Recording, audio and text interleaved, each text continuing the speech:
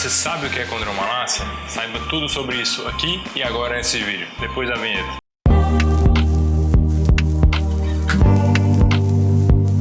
Olá pessoal, tudo bem com vocês? Meu nome é Jonatas Brito, sou médico ortopedista, especialista em joelho e trauma ortopédico e hoje estamos aqui para falar tudo sobre condromalácia. Se você gostou do tema, curte o vídeo, já deixe seu comentário, marca o amigo ou conhecido que tem condromalácia.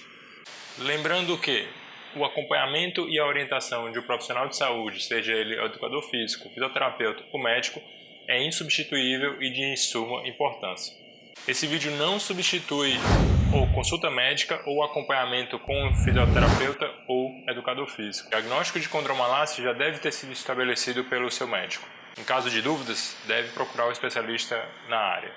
O conteúdo nesse vídeo visa apenas esclarecimento de dúvidas sobre condromalácia.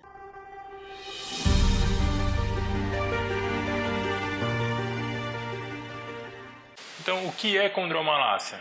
Condro significa cartilagem e malácia significa amolecido. Então, condromalácia é o amolecimento da cartilagem. A condromalácia patelar ou síndrome patelofemoral ou síndrome da dor anterior no joelho é a sobrecarga da parte anterior do joelho, ou seja, sobrecarga da cartilagem da patela, ou rótula, ou bolacha do joelho.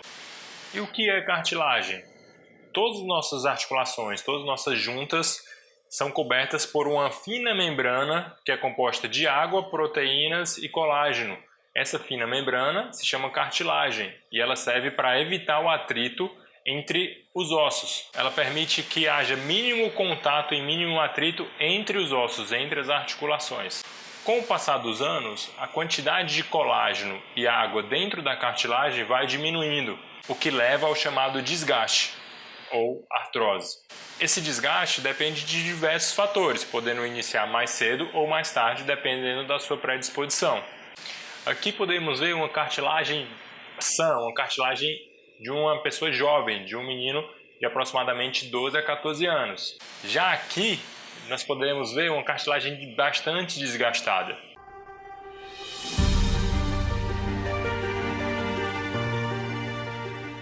Em quais pessoas é mais comum a condromalácia? Geralmente são mulheres e com idade um pouco mais elevada, entre 50 a 70 anos. A condromalácia acomete 70 a 80% da população mundial, ou seja, acomete tanto homens quanto mulheres e de diversas idades.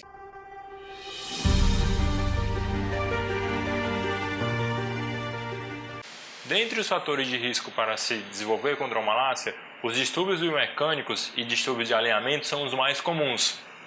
O pé plano valgo, ou seja, aquele pé sem cava, ele leva a uma sobrecarga do joelho e geralmente é associado com o joelho valgo, que é aquele joelho que tem um alinhamento um pouco mais para dentro. A hiperfrouxidão ligamentar é outro fator de risco associado. A hiperfrouxidão ligamentar se dá através de 5 testes, que são os 5 testes aqui do lado, que levam a uma sobrecarga da cartilagem da patela por permitir mais movimento do que o normal. Sabe-se que o alto nível de atividade física também leva a maior chance de ter sobrecarga na qualquer cartilagem, inclusive na da patela. Por exemplo, maratonistas, pessoas esportistas profissionais de alto nível, alto impacto, ginastas e exercícios vigorosos também. A obesidade, por dar mais peso à cartilagem, por dar mais peso às nossas articulações, também é um fator de risco, assim como o envelhecimento natural, que leva a mais desidratação da cartilagem, perdendo mais água e mais colágeno, com isso leva a uma sobrecarga maior também.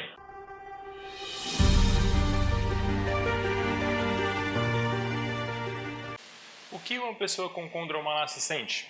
Geralmente uma dor na frente do joelho, principalmente ao subir e descer a escada, uma dor na frente do joelho ao passar muito tempo sentado, que é conhecido como sinal do cinema, porque geralmente no cinema se passa muito tempo com o joelho dobrado. Sensações de estalos, sensações de crepitação, que é aquele creco quando você dobra e estica o joelho. Sensação de ter areia dentro do joelho também é outro sintoma da condromalácia. Pode haver ardência, pode haver dor ao dirigir estalos ao dirigir principalmente os carros manuais. Com a progressão dos sintomas e o não tratamento, pode vir a ter edemas recorrentes e atrofia do quadríceps. O diagnóstico da condromalácia é confirmado com os sintomas que o paciente apresenta, associado a alguns critérios clínicos do exame físico do médico, por exemplo, o teste de Clark, o teste de Abbott, crepitações na presença de crepitações no exame físico. A confirmação do diagnóstico pode ser feita por ressonância nuclear magnética. A radiografia nem o ultrassom não veem tão bem a cartilagem. A radiografia e a tomografia podem ser utilizados para avaliar o alinhamento do paciente para saber um dos fatores predisponentes, que é o mau alinhamento. Lembrando que a ressonância nuclear magnética não é essencial para iniciar o tratamento e ela não deve ser solicitada em todos os casos. As indicações clássicas de ressonância magnética são uma dor refratária ao tratamento adequado, edemas recorrentes e avaliação da continuidade do tratamento adequado. Existe uma classificação para a condromalácia, uma classificação de imagem de ressonância nuclear magnética que vai de 1 a 4. No grau 1 é apenas um amolecimento da cartilagem, que você não vê defeito na superfície da cartilagem. No grau 2, a gente já vê um pouco de fibrilação da cartilagem, algumas poucas lesões na superfície articular. No grau 3 tem uma lesão da cartilagem importante, porém não há lesão nem sobrecarga do osso abaixo da cartilagem. No grau 4 já existe uma lesão grande da cartilagem com uma sobrecarga do osso embaixo, que dá suporte à cartilagem. Geralmente são casos bastante dolorosos. O diagnóstico da condromalácia também pode ser confirmado por artroscopia, que é uma cirurgia. Não é necessário artroscopia para fazer diagnóstico de condromalácia.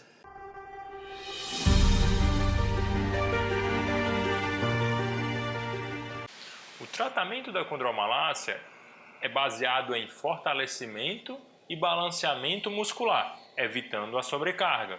Idealmente, deve-se fortalecer o quadríceps, fortalecer o core, que é a musculatura do abdômen e das costas, os paravertebrais, fortalecer os abdutores do quadril e, de preferência, alongar a parte posterior da coxa, os chamados músculos isquiotibiais. Lembrando, caso esteja em crise, deve primeiro fazer o tratamento da crise com medicações e tratamento fisioterápico e, posteriormente, fazer a fase de fortalecimento.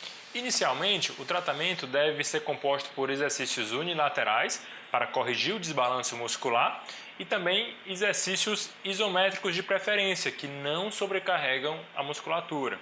Idealmente, deve-se evitar também impacto e, claro, a sobrecarga. E de preferência fazer aeróbicos para não perder o condicionamento cardiorrespiratório sem impacto, por exemplo, natação, exercícios na água ou até o elíptico. Na fase de crise, na fase de dor, deve ser tratado com medicações também, medicações analgésicas e medicações anti-inflamatórias. Essas medicações devem ser prescritas pelo médico. Outras medicações que podem ser feitas na condromalácia são medicações suplementares. São medicações que suplementam a cartilagem que com o tempo vai desgastando. Essas medicações são a glicosamina, condroitina e principalmente o colágeno. Essas medicações sempre são colocadas em prova se funcionam ou não, mas temos diversos artigos que suportam o uso. Claro que elas são a menor parte do tratamento, elas são algo a mais, então não deve se basear exclusivamente nessas medicações para o tratamento da condromalácia. E a joelheira, ajuda ou não?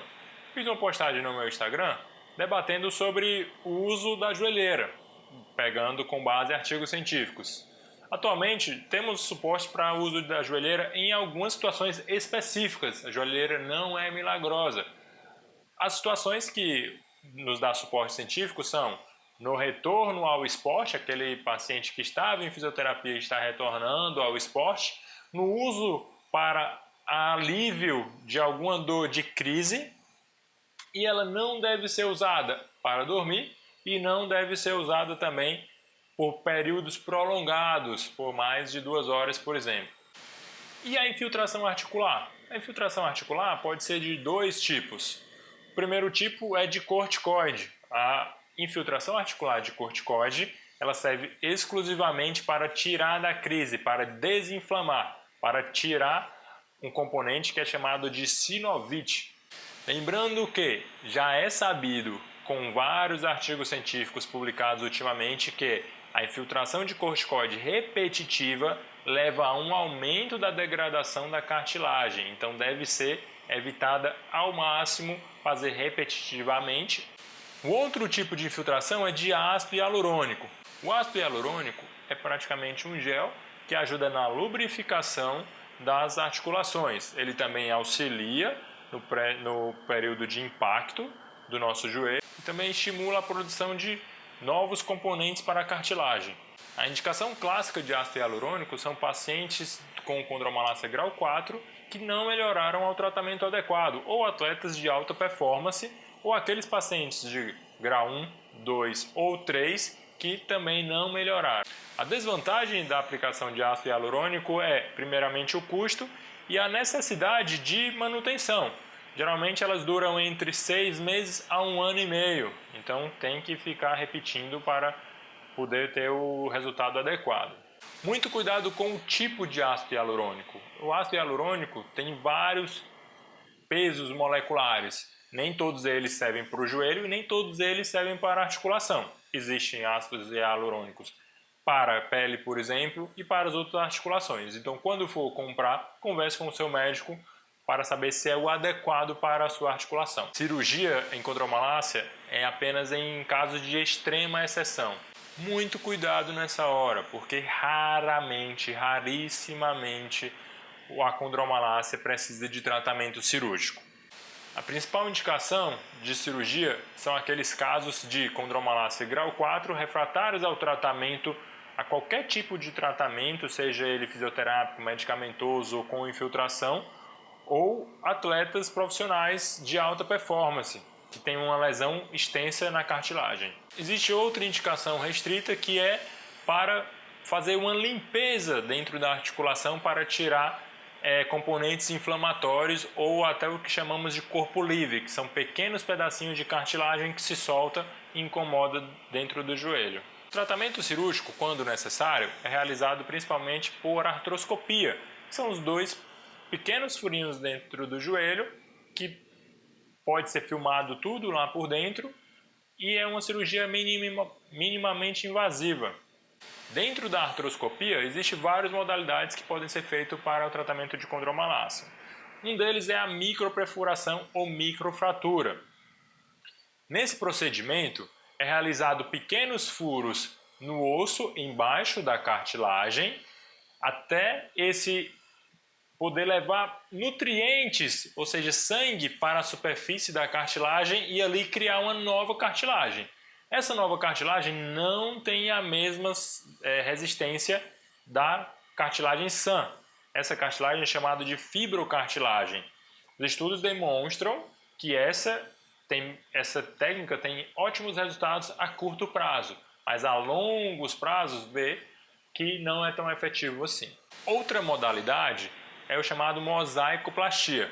Nessa cirurgia é realizada uma retirada de uma parte de cartilagem sã, por exemplo, do fêmur, de uma parte que a gente geralmente não usa, e é colocado onde tem a lesão da cartilagem, a lesão condral.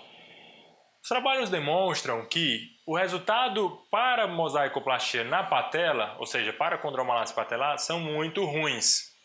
A mosaicoplastia tem resultados excelentes, principalmente quando a lesão da cartilagem, a lesão condral, é no fêmur.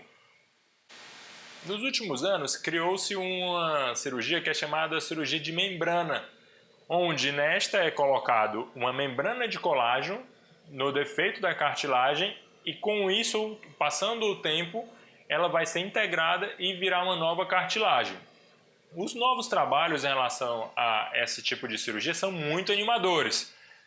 A longo prazo, ela tem melhores efeitos do que a mosaicoplastia e melhores efeitos do que a microfratura para tratamento de lesão na cartilagem da patela.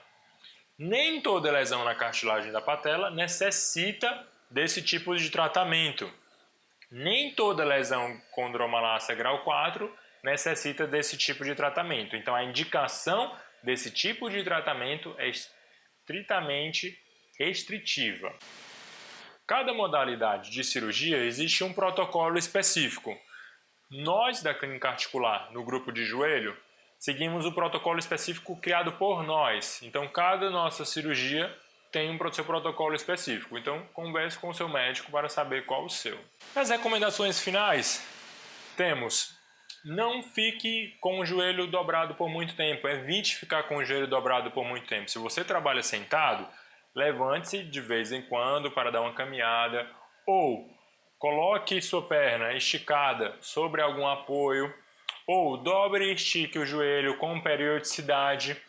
Lembre que exercícios de fortalecimento do quadríceps são a parte integrante principal no fortalecimento da condromalácia. Mantenha o peso adequado.